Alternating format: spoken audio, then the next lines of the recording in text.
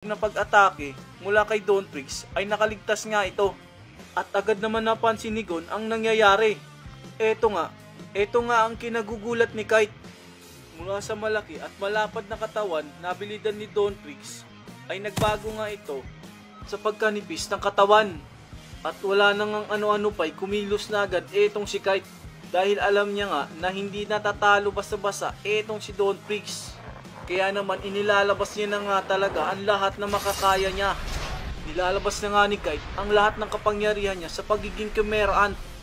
Alam kong walang pag-asa pero ibubuhos ko na ang lahat. At napatingin na nga lang etong si Don Trix sa ginagawa ni Kite.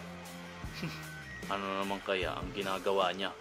Ngunit ano pa man niya, hindi pa rin kayo magtatagumpay. At malakas na araw nga ang inilalabas dito ni Kite. Manda ka sa gagawin ko.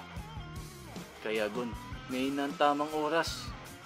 At may pinaplano pala silang dalawa ni Gon.